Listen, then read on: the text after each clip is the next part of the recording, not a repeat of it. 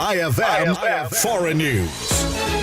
Nanindigan si Pope Leo XIV na dapat bantayan at kontrolin ang mabilis na pag-usbong ng Artificial Intelligence o AI matapos niyang ilabas ang unang pangunahing encyclical ng kanyang pamumuno na pinamagatang Magnificat Humanitas. Ayon sa Santo Papa, kailangang disarmahan ang AI upang hindi ito maging banta sa dignidad at kalayaan ng tao. Sa naturang dokumento, humingi rin ng kapatawaran ang Vatican para sa naging papel ng simbahang Katolika sa kasaysayan ng pang-aalipin. Inamin ng Santo Papa ang matinding pagdurusa ng milyon-milyong naging biktima ng slave trade at binigyang diin na hindi dapat maulit ang anumang uri ng sistematikong pagsasamantala. Ikinumpara rin ni Pope Leo ang ilang panganib ng AI sa digital colonialism at digital slavery kung saan maaaring magamit ang teknolohiya upang manipulahin at kontrolin ang mga tao. Tinuligsa rin niya ang paggamit ng AI sa armas at digmaan. Iginiit na walang algorithm ang kayang gawing makatarungan ang anumang labanan. Sa harap ng mga eksperto sa AI at mga opisyal sa Vatican, nanawagan ang Santo Papa sa mga developer at makapangyarihang bansa na pairalin ang ethical at makataong paggamit ng AI. Giit niya, mahalagang kumilos agad ang mundo bago pa lumala ang epekto ng teknolohiya sa lipunan at karapatang pantao. Para sa IFM Foreign News, ako si Manong Kit,